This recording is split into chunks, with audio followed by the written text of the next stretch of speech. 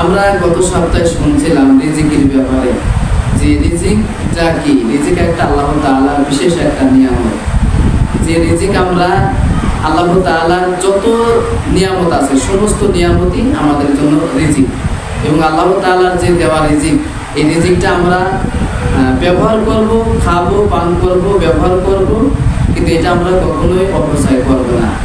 এই জন্য রিজিকটা আমাদেরকে আল্লাহ তাআলা যে তিনি আমাদেরকে দয়া করে, অনুগ্রহ করে, মায়া করে আমাদের যে নিয়ামতগুলো দিয়েছেন এবং যে রিজিকগুলো দিয়েছেন, এই রিজিকটাকে আমরা সঠিকভাবে ব্যয় করব এবং সঠিকভাবে আমরা আয় করব, সঠিকভাবে আমরা ব্যয় করব। এই রিজিকের আল্লাহ তাআলার যে দেওয়া রিজিক, এই রিজিকটা আল্লাহ তাআলার বড় একটা নিয়ামত, এবং সেই নিয়ামত পাওয়ার পরে যদি আমরা অস্বীকার করি বা অকৃতজ্ঞতা করি বা আল্লাহ তাআলার শুকরিয়া আদায় যদি না করি, তাহলে আল্লাহ তাআলা বলছেন যে আমার এই বান্দার আমি নিয়ামত দিলাম, আমার এই বান্দার আমি রিজিক দিলাম, আমার বান্দার প্রতি আমি অনুগ্রহ করলাম, অথচ আমার বান্দা প্রশংসা করলো না, কৃতজ্ঞতা করলো না, শুকরিয়া আদায় করলো না।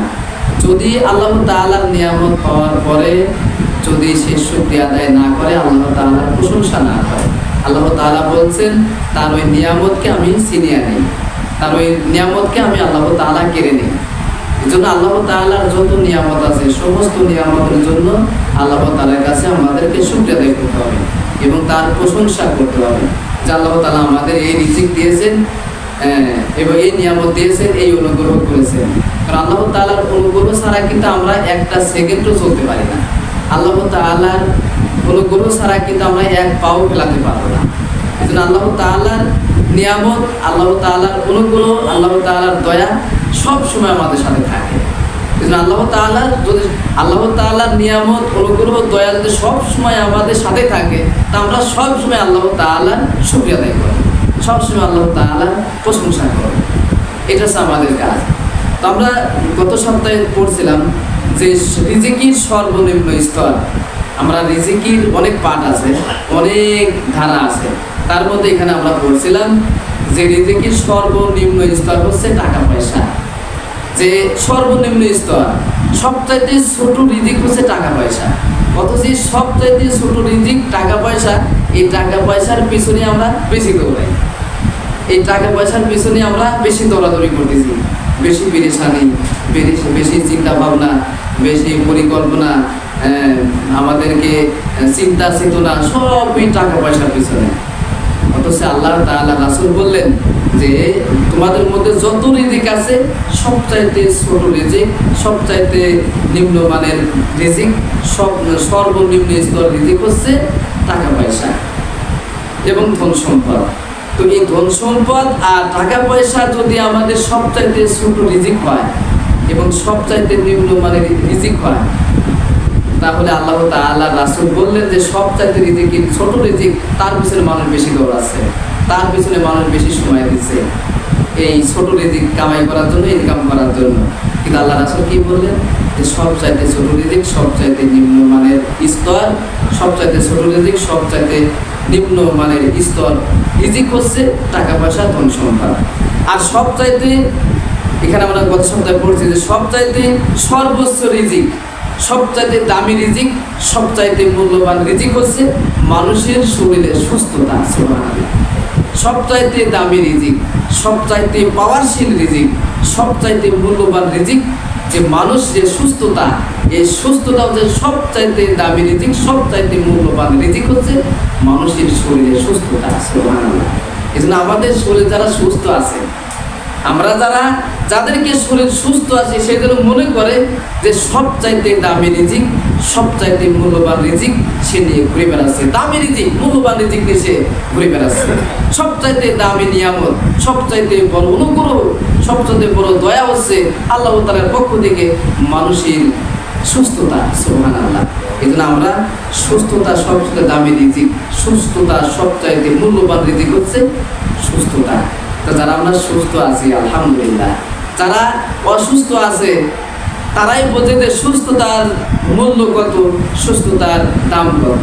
আপনি যে কোনো হাসপাতালে যাবেন, দেখবেন যে তার কত মানুষ অসুস্থ পড়ে আছে, পেটের পর নিচে উপরে তারা পড়ে আছে, এবং তাদের কাছে যদি জিজ্ঞাসা করা যায় আপনি এই মুহূর্তে আপনি কি চান, ওই ব্যক্তি বলবে আমার টাকা পয়সা দরকার নাই, আমার ধন সম্পদ দরকার নাই, আমার বাড়িঘর দরকার নাই, আমার বিল্ডিং দরকার নাই, আমার কোনো কিছু দরকার নাই, আমি শুধু চাই আল্লাহ তাআলার কাছে একটু সুস্থতা।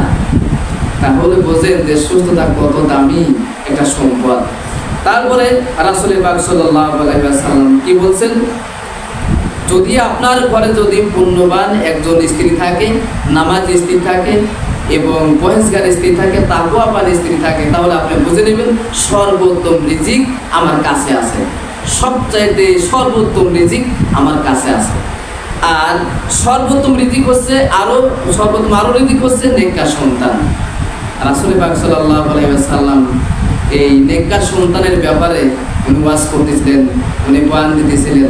তখন এক সাহাবী বলল যে ইয়া রাসূলুল্লাহ, নেককার সন্তান জন্ম দেওয়ার মূল পদ্ধতিটা কি, মূল কারণটা কি, আমরা কিভাবে নেককার সন্তান আমরা জন্ম দিতে পারি? আপনি বললেন যে নেককার সন্তান হচ্ছে সর্বোত্তম রিজিক। তাহলে আমরা সেই নেককার সন্তান কিভাবে জন্ম দেব, কিভাবে তাদেরকে লালন পালন করব?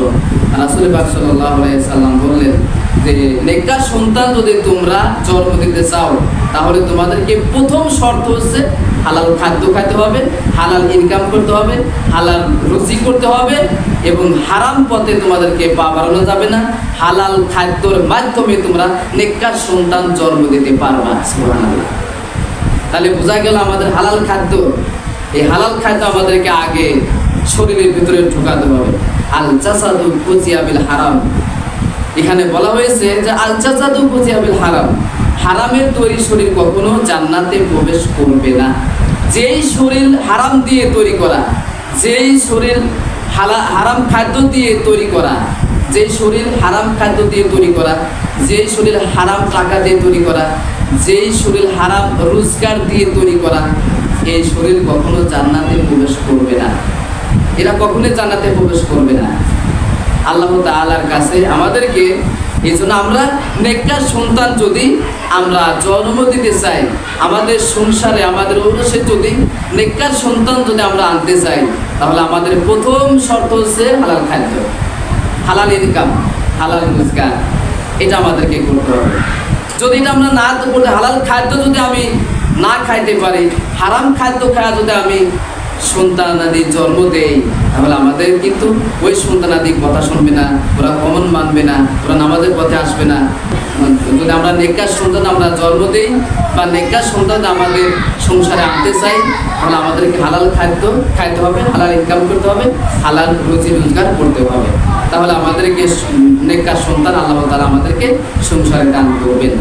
আর একটা কথা হচ্ছে যে নেককার সন্তান দ্বিতীয় শর্ত হচ্ছে আমাদেরকে ওই সন্তানরা যখন জন্ম দিবে, সন্তানরা যখন বড় হবে, তখন তাদেরকে কোরআন হাদিস অনুযায়ী তাদেরকে আপনার পরিচালনা করা লাগবে।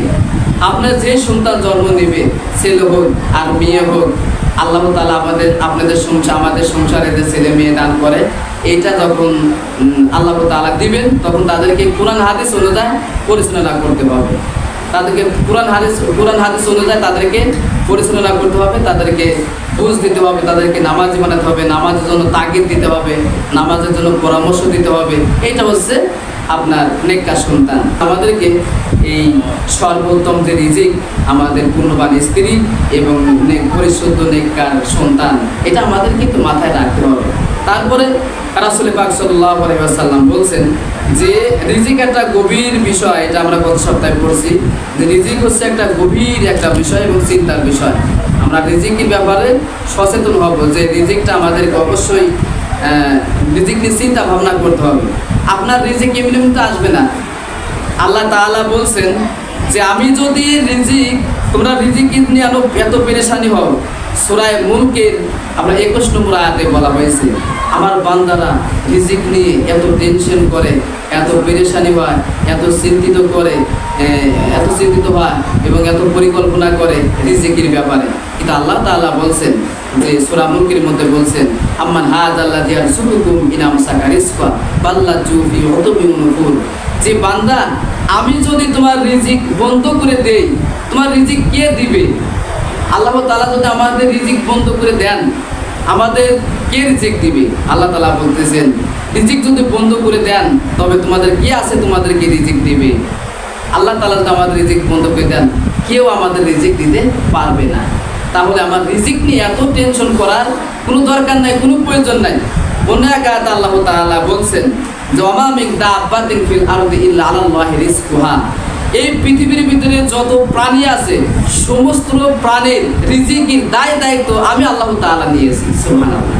আপনার রিজিকের দায়িত্ব আল্লাহ তাআলার কাছে।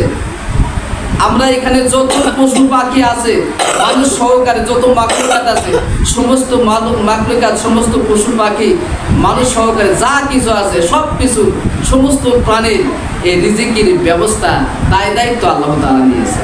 সুবহানাল্লাহ। তাই আল্লাহ তাআলা বলছেন ওয়া মা মিন দাব্বাতিন ফিল আরদি রিজকুহা, দুনিয়ার এমন কোনো প্রাণী নাই যে তার রিজিকের দায়িত্ব আমি নেই নাই। তো আল্লাহ তাআলা আপনি আমাদের রিজিকের দায়িত্ব আল্লাহ তাআলার হাতে আছে। এই জন্য তো আল্লাহ তাআলা বলছেন তুমি রিজিক নিয়ে এত পেরেশানি হও, রিজিক নিয়ে এত পরিকল্পনা করো, রিজিক নিয়ে এত টেনশন করো, অথচ এই রিজিক আম্মান হাযাল্লাযী ইয়ারযুকুকুম মিন আমসাকা রিজকা ফাল্লাযু ফি উতুবিকুম, তোমার রিজিক যদি আমি রিজিক যদি তোমার রিজিক যদি আমি বন্ধ করে দেই তোমাকে কেউ রিজিক দিতে পারবে না। হযরত আলী রাদিয়াল্লাহু তাআলা বলছেন যদি তোমার সরিষা পরিমাণ রিজিক যদি 7 তবক নিচে থাকে, তোমার সরিষা পরিমাণ রিজিক যদি 7 তবক নিচে থাকে, ওইটা তোমার জীবিত থাকা অবস্থায় তোমার 2 ঠোঁটের মাঝখানে যাবেই একদিন। সুবহানাল্লাহ। আপনার রিজিক যদি 7 তবক নিচেও থাকে, যদি আপনার রিজিক থাকে ওইটা আপনার মৃত্যুর আগে ওই রিজিকটা আপনার গালের ভিতরে আসবেই, আপনার 2 ঠোঁটের মাঝখানে আসবেই। আর আলী রাদিয়াল্লাহু বলছেন, আলী রাদিয়াল্লাহু আরো বলছেন যদি তোমার সামনে পাহাড় পরিমাণ রিজিক তোমার সামনে ঘুরে বেড়ায়, তুমি দেখতেছ যে তোমার সামনে পাহাড় পরিমাণ রিজিক, কিন্তু তোমার যদি রিজিক না থাকে ওটা তুমি কখনো খাইতে পারবে না। এটা আল্লাহ তাআলার কথা। এই জন্য আমাদের রিজিকের ব্যাপারে আল্লাহ তাআলা বলছেন যে তোমার রিজিকের দায়িত্ব আমি আল্লাহ তাআলার হাতে। তুমি কোথায় কি খাবে কি না খাবে সব আমার হাতে। এই জন্য আমরা রিজিকের ব্যাপারে একটু চিন্তা ভাবনা করো। তাই রাসূল বলছেন যে রিজিক নিয়ে তোমরা যে খাও একটু চিন্তা ভাবনা করো না, যে রিজিকটা তুমি খাচ্ছো খাওয়ার পর তুমি বিসমিল্লাহ নাই, খাওয়ার শেষে আলহামদুলিল্লাহ। এই জন্য আমরা যখন যেটা খাবো আমরা প্রত্যেকটা কাজ আমরা কিন্তু দিন-রাত 24 ঘন্টা আল্লাহ তাআলার ইবাদতের মধ্যে কাটাতে পারি। শুধু আমরা নামাজ পড়লাম আর আল্লাহ তাআলার ইবাদত হয়ে গেল, কিন্তু দিন-রাত 24 ঘন্টার মধ্যে যদি আপনি ইচ্ছা করেন দিন-রাত 24 ঘন্টা আপনি ইবাদতের মধ্যে কাটাতে পারেন। আপনি ফজরের নামাজ পড়বেন, ফজরের নামাজ পড়ার পরে আপনি বাড়িতে গেলেন, বাড়িতে গিয়ে আপনি কিছু খাদ্য খেলেন, বিসমিল্লাহ বলে খাদ্য খাওয়া শুরু করলেন, শেষে আলহামদুলিল্লাহ বললেন। এই শেষে আলহামদুলিল্লাহ যে প্রথমে বিসমিল্লাহ শেষে আলহামদুলিল্লাহ, ওই খাদ্যটা যে খাইলেন প্রথমে বিসমিল্লাহ শেষে আলহামদুলিল্লাহ, ওই খাদ্যটাও আল্লাহ তাআলা ইবাদতের মধ্যে দিয়ে দিবেন। সুবহানাল্লাহ। আপনার ওই ওটাও ইবাদতের মধ্যে চলে যাবে। আপনি তারপরে মাঠে গেলেন, বিসমিল্লাহ বলে কাজ শুরু করলেন, তারপরে যখন উঠে আসলেন কাজ শেষ করে তখন আলহামদুলিল্লাহ বলবেন। সারাদিন আপনি কাজ করলেন বিসমিল্লাহ বলে, শেষে বলেন আলহামদুলিল্লাহ। আল্লাহ তাআলা বলে তোমার এই সারাদিন কাজটাও ইবাদতের মধ্যে নিয়ে নিলাম। সুবহানাল্লাহ। এই জন্য দিন-রাত 24 ঘন্টা ইবাদতের মধ্যে কাটানো যায়। তারপরে রাসূল পাক সাল্লাল্লাহু আলাইহি ওয়াসাল্লাম বলছেন যে আমরা কিন্তু অনেকেই মনে করি, অনেক মানুষ মনে করি, রাসূল পাক সাল্লাল্লাহু আলাইহি ওয়াসাল্লাম বলছেন যে যুবকদের উদ্দেশ্য করে বলছেন, রাসূল সাল্লাল্লাহু আলাইহি ওয়াসাল্লাম বলছেন যে যুবকেরা তোমরা চিন্তা ভাবনা করো যে আমরা বৃদ্ধ হয়ে যাব, তারপরে বুড়ো হয়ে যাব, তখন আমরা তওবা করে আমরা ভালো হয়ে যাব, নামাজি হয়ে যাব। কিন্তু তোমাদের মতন যুবকেরা, অনেক যুবক মনে করতো যে আমি যখন বৃদ্ধ হব, যখন আমি বয়স্ক হয়ে যাব, যখন আমি বুড়ো হয়ে যাব, তখন আমি 5 ওয়াক্ত নামাজ পড়া শুরু করব, তখন আমি তওবা করে আল্লাহ তাআলার পথে ফিরে আসব। তোমাদের মতো যুবক কিন্তু অনেক কবরে শুয়ে আছে, তারাও এরকম কথা বলতো, কিন্তু তারা আজকে কবরে শুয়ে আছে।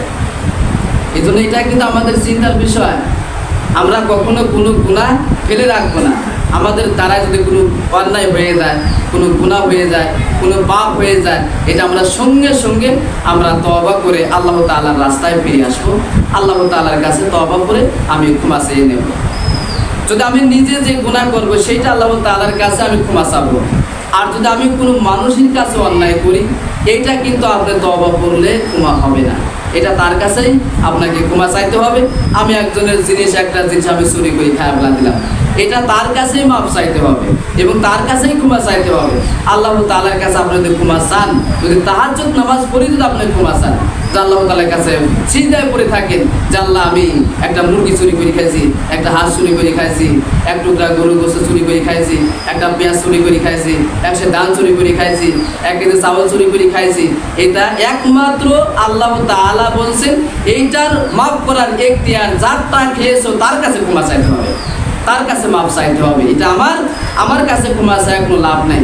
তুমি যার কাছে অন্যায় করছো, যার কাছে অপরাধ করছো, তুমি তার কাছে ক্ষমা চাও, তার কাছে মাপ চাও। আর আমার কাছে যেটা তুমি মাপ চাইবা, আমার কাছে যেটা অন্যায় করবে, আমার কাছে যেটা পাপ করবে, সেই অন্যায়ের ক্ষমা আমি আল্লাহ তাআলা করে দেবো। সুবহানাল্লাহ। এই জন্য আমাদেরকে এটা খেয়াল রাখতে হবে যে খবরদার আমরা কোনো মানুষের কোনো জিনিস অন্যায়ভাবে, এ দেখবেন যারা রাষ্ট্রীয় সম্পদ যারা চুরি করে খায়, রাষ্ট্রীয় সম্পদ হয়তো আপনার মেম্বারের কাছে, চেয়ারম্যানের কাছে 50 মণ চাউল আসলো, 50 মণের মধ্যে 30 মণ দিয়ে দিল আর 20 মণ তারা নিজেরাই গ্রাস করে দিল।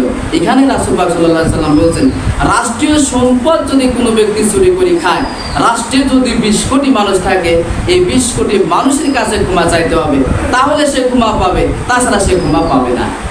এটা কত বড় কথা, এটা কিন্তু আমাদের কিন্তু মাথায় রাখতে হবে।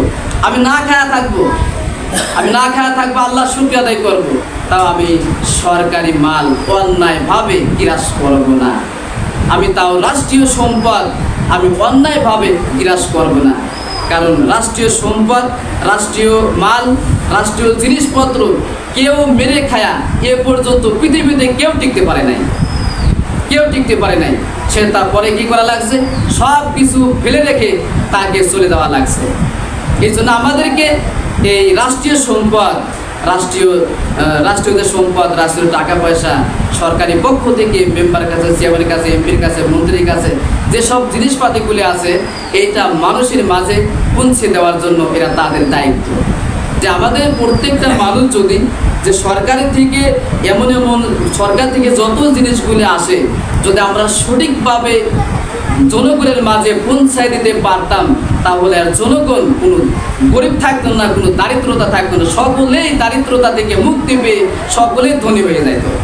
যদি সঠিকভাবে সরকারি মাল, সরকারি রাষ্ট্রীয় কোষাগার থেকে, রাষ্ট্রীয় সম্পদ থেকে যেসব জিনিসপাতিগুলি আসে, যদি সঠিকভাবে যদি আমরা মানুষের কাছে পৌঁছে দিতে পারতাম, তাহলে এই বাংলাদেশে আর গরিব খুঁজে পাওয়া যেত না।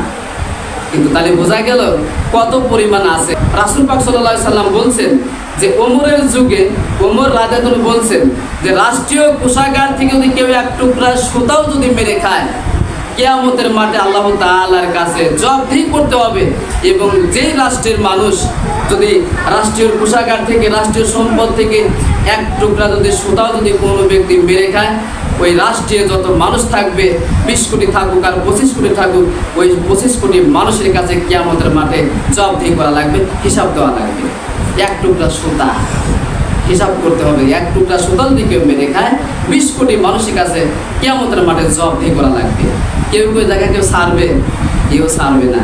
এই জন্য আমাদেরকে রিজিকের ব্যাপারে আমরা আল্লাহ তাআলা আমাদের যে রিজিক রাখছেন সেটা তো আমরা পাবোই। তাহলে আমি অন্যায় পথে কেন পা বাড়াবো, আমি হারাম পথে কেন পা বাড়াবো? আমি হালাল পথে যতটুকু পারি আমি ততটুকু আমি পাবো। আমি আল্লাহ তাআলা আমার রিজিক যতটুকু রাখছেন ততটুকু আমি পাবোই। আমি হারাম পথে যাব না, অন্যায় পথে যাব না, পাপের পথে যাব না। হালাল পথে আমি রোজগার করব, হালাল পথে আমি ইনকাম করব। তারপরে রাসূল পাক সাল্লাল্লাহু আলাইহি সাল্লাম বলছেন, দেখেন না কি বলছে, আমি পুরো জীবনে কত টাকা আয় করব সেটাও লিখিত আছে। আল্লাহু আকবার। আমরা আপনার জীবনে, আমার জীবনে কত টাকা ইনকাম করব এটাও আল্লাহ তাআলা বরাদ্দ করে রেখেছেন, এটাও আল্লাহ তাআলা বরাদ্দ করে রেখেছেন। আমার জীবন সঙ্গিনী কে হবে সেটাও আল্লাহ তাআলা বরাদ্দ করে রেখেছেন। মানে আপনি কার সাথে বিবাহ হবে সেটাও আল্লাহ তাআলা লিখে রেখেছেন, বরাদ্দ করে রেখেছেন আপনার জন্য। তাহলে এখানে আমি পুরো জীবনে কত টাকা আয় করব সেটাও আমার জন্য বরাদ্দ আছে। আল্লাহ তাআলা যত টাকা আমি ইনকাম করব, আমার জীবনে যত টাকা ইনকাম আল্লাহ তাআলা বরাদ্দ করে রেখেছেন, তার চাইনা পয়সাও আমি বেশি ইনকাম করতে পারবো না।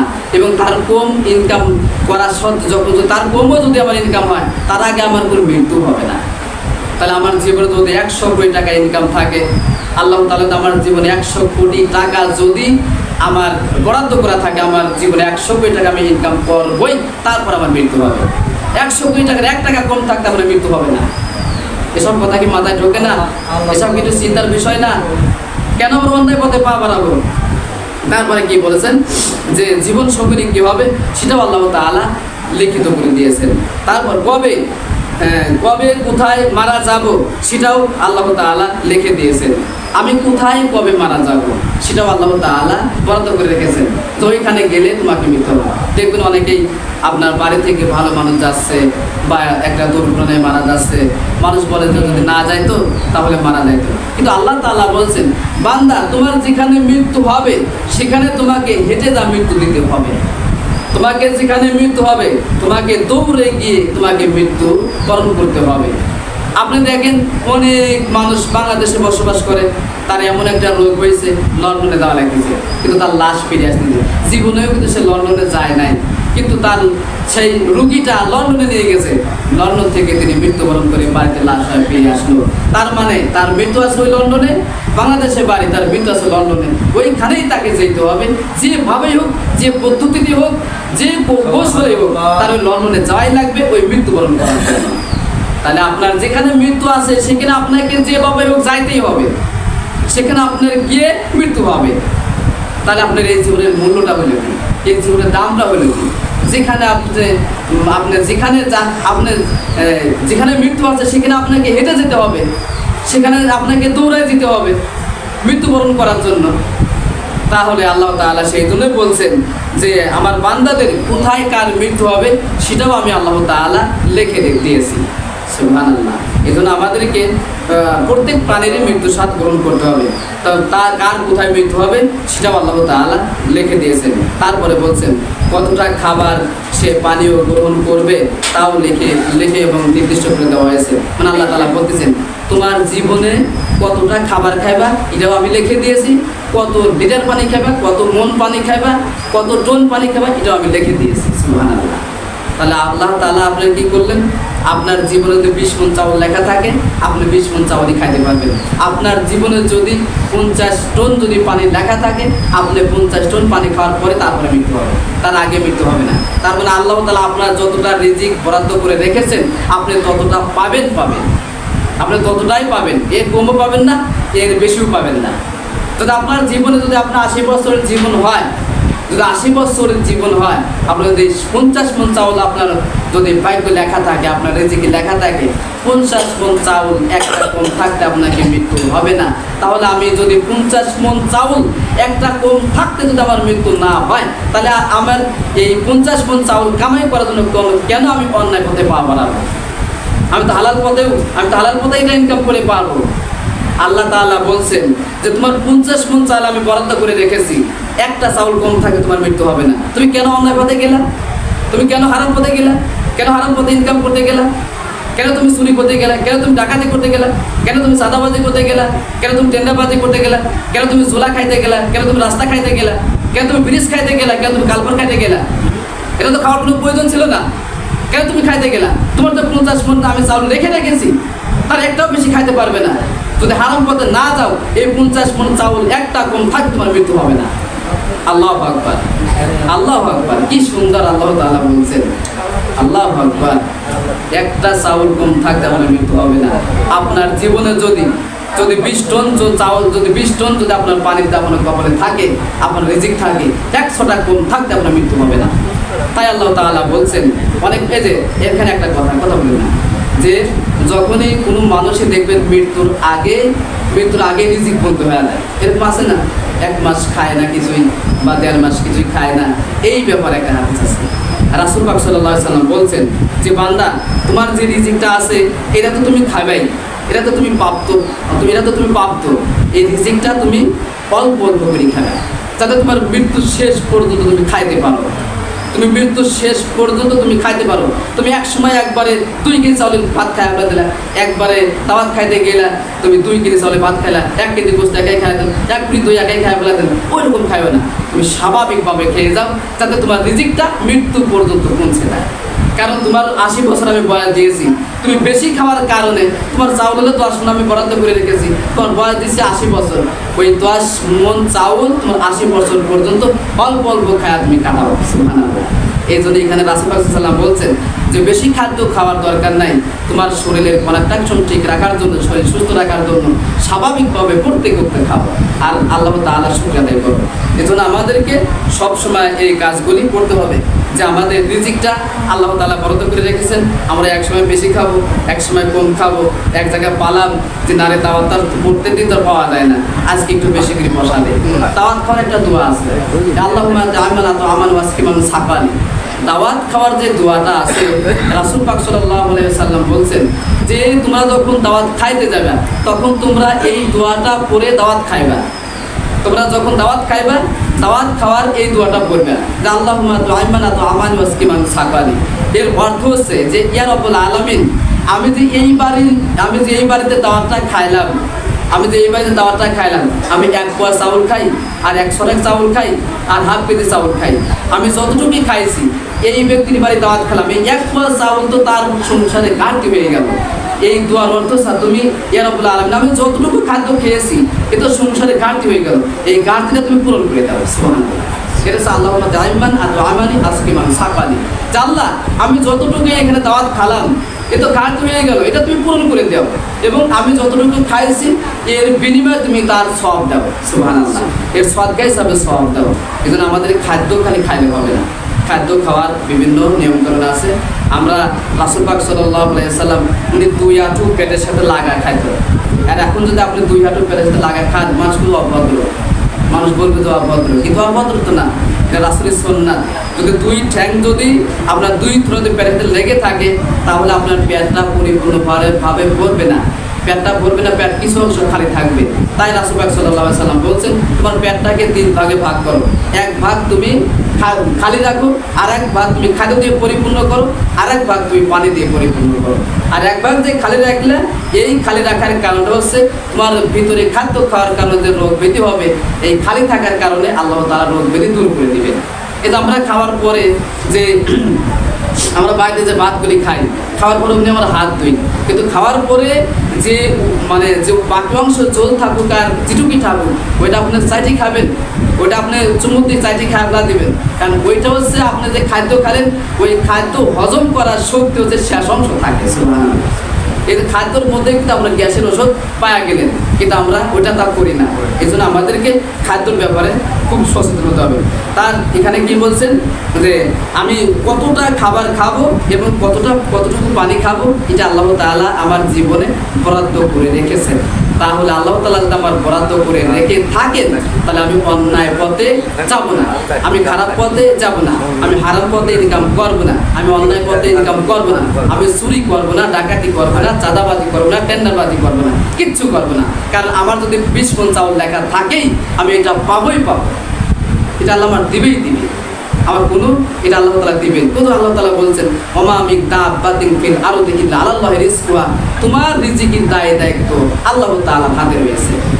আল্লাহ তাআলা বলছেন তুমি রিজিকের জন্য এত দৌড়াচ্ছ, তুমি রিজিকের জন্য এত পেরেশানি হয়েছো, তুমি রিজিকের জন্য মানুষকে জবরদস্তি করতেছ, তুমি রিজিকের জন্য হারাম পথে পা বাড়াচ্ছ, আমি যদি তোমার রিজিক বন্ধ করে দেই, সূরা মুলকে 21 নম্বর আয়াতে বলছে আমি যদি তোমার রিজিক বন্ধ করে দেই তোমাকে কে রিজিক দিতে পারবে? এই জন্য এদিকে সাবধান দেবো। তারপরে রাসূল পাক সাল্লাল্লাহু আলাইহি সাল্লাম বলছেন, এখানে বলছেন আশ্চর্যের ব্যাপার হচ্ছে আমি কতগুলো দানা বা ভাত দুনিয়াতে খেয়ে তারপর মারা যাব সেটাও লিখিত। সুবহানাল্লাহ। মানে এই একই কথা বলতেছেন যে আমি কতটা দানা খাবো এবং কতটা পানি খাবো এটা আল্লাহ তাআলা আমাকে বরাদ্দ করে রেখেছেন, এর কমও খাবো না, এর বেশিও আমি খাইতে পারবো না, তারপরে আমার মৃত্যু হবে। আল্লাহ তাআলা বলতেছেন যে তুমি তোমার জীবনে যদি 20 কোটি টাকা তোমার বরাদ্দ থাকে তুমি 20 কোটি টাকা ইনকাম করতে পারবে, এর বেশি ইনকাম করতে পারবে না, এর কমও তোমার হবে না তোমার জীবনে। আল্লাহ তাআলা যে 20 কোটি টাকা বরাদ্দ করে রেখেছেন এই 20 কোটি টাকা ইনকাম করার পরে তারপর আপনি মারা যাবেন। এর আগে আপনি মারা যাবেন না, এটা আল্লাহ তাআলা বরাদ্দ করে রেখেছেন। তাহলে ধনী হওয়ার একমাত্র আল্লাহ আপনাকে ধনী করতে পারবে, গরিবও আপনাই আল্লাহ তাআলা বানিয়ে দিতে পারবে, তাছাড়া কেউ না। তো এখানে বলছেন কিন্তু আমি হালাল উপায়ে আয় করব না হারাম উপায়ে আয় করব, সেই সিদ্ধান্ত একান্তই আমার। আল্লাহু আকবার। আল্লাহ তাআলা বলছেন যে তোমার জীবনে তুমি 20 কোটি টাকা ইনকাম করবে, কিন্তু এই 20 কোটি টাকা তুমি অতিরিক্ত বা বেশি তুমি ইনকাম করতে পারবে না, আর এর কম থাকতেও তোমার মৃত্যু হবে না। কিন্তু এই যে 20 কোটি টাকা তুমি কি হালাল পথে ইনকাম করবে না হারাম পথে ইনকাম করবে, এটা তোমার সিদ্ধান্ত। এটা আল্লাহ তাআলা বান্দার উপরে ছেড়ে দিলেন, এটা আল্লাহ তাআলা বান্দার উপরে ছেড়ে দিলেন। তারপর এখানে বলছেন যদি ধৈর্য ধারণ করি আল্লাহ তাআলার কাছে চাই, তাহলে হালাল উপায়ে ওই 1 কোটি টাকাই আল্লাহ তাআলা আমার জীবনে এনে দেবেন। তার মানে আল্লাহ তাআলা এখানে বলতেছেন যে তুমি যদি হারাম পথে তুমি যে 20 কোটি টাকা তোমার জীবনে ইনকাম করবে, তুমি যদি ধৈর্য ধারণ করো তাহলে তোমার হালাল পথেই আল্লাহ তাআলা 20 কোটি টাকাই ইনকাম করে দিবেন।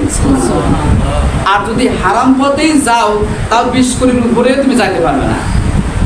যদি হারাম পথেও যাই 20 কোটির উপরে আমি যাইতে পারবো না, আর যদি হালাল পথেও যাই 20 কোটির উপরে আমি যাইতে পারবো না। তাই আল্লাহ তাআলা বলছেন যে তুমি হারাম পথে ইনকাম করবে না হালাল পথে ইনকাম করবে, এটা তোমার ব্যাপার। এটা আল্লাহ তাআলা ছেড়ে দিলেন, আমার উপরে ছেড়ে দিলেন, আপনার উপরে ছেড়ে দিলেন। তো যেখানে আল্লাহ তাআলা ছেড়ে দিলেন, তাহলে আমার অন্যায় পথে যাওয়ার দরকার আছে, হারাম পথে যাওয়ার দরকার আছে? আল্লাহ তো বলেই দিলেন যে তুমি যদি হালাল পথে তুমি ধৈর্য ধারণ করো, তুমি 20 কোটি টাকাই আল্লাহ তোমার ধৈর্য ধারণ করে তোমাকে ধৈর্য ধারণ করতে হবে তোমার জীবনে, কিন্তু 20 কোটি টাকাই তুমি ইনকাম করতে পারবা হালাল উপায়ে। হারাম পথে তোমার পাওয়া বাড়ানো লাগবে না, এই জন্য আমরা হালাল পথে থাকবো। আল্লাহ তাআলা তো আমার 50 কোটি টাকা আমার জীবনে লিখে রাখেন যে আমি এত টাকা ইনকাম করবো। আমি যদি হারাম পথে যদি না যাই, হালাল পথে আল্লাহ তাআলা আমার জীবনে 50 কোটি টাকা ইনকাম করাবে। আর যদি এই যে দেখেন, আপনি যদি মনে করেন তাহলে যে অনেক মন্ত্রী হয়তো 50,000 কোটি টাকা, হয়তো 30,000 কোটি টাকা বা 10,000 কোটি টাকা, তারা এত টাকা মাইনে খাইল রাষ্ট্র কোষাগার থেকে, এরা তাহলে এটাকে সম্ভব? কিন্তু আল্লাহ তাআলা বলছেন যদি আমার কোনো বান্দা 50,000 কোটি টাকাও যদি তার জীবনে বরাদ্দ করা থাকে, সে 50,000 কোটি টাকার 50,000 কোটি টাকা যদি তার জীবনে বরাদ্দ করা থাকে, সে 50,000 কোটি টাকাই তাকে জীবনে দেওয়া হবে। সুবহানাল্লাহ। হালাল উপায়ে যদি সে থাকে তাহলে হালাল উপায়ে দেওয়া হবে, আর যদি সে হারাম পথে পা বাড়ায় সেটা তার ব্যাপার। এখন মনে করতে পারেন যে তাহলে হালাল পথে কত টাকা ইনকাম করা যায়, এত টাকা ইনকাম করা যায়। ইসলামী ব্যাংক মালিক কামাই করতেছে না, এফডিসির মালিক কামাই করতেছে না, যে বিভিন্ন কোম্পানি তারা মাসে হাজার কোটি টাকা ইনকাম করতেছে। তারা কিভাবে হালাল পথে তারা হাজার কোটি টাকা ইনকাম করতেছে, তারা হালাল ভাবে। এই জন্য আমি কত টাকা ইনকাম করব আর কত টাকা ইনকাম করবো না, সব আল্লাহ তাআলার ইচ্ছা। এই জন্য আমাদেরকে সাবধান হতে হবে যে কোনো সময় আমরা হারাম পথে যাব না, অন্যায় পথে যাব না।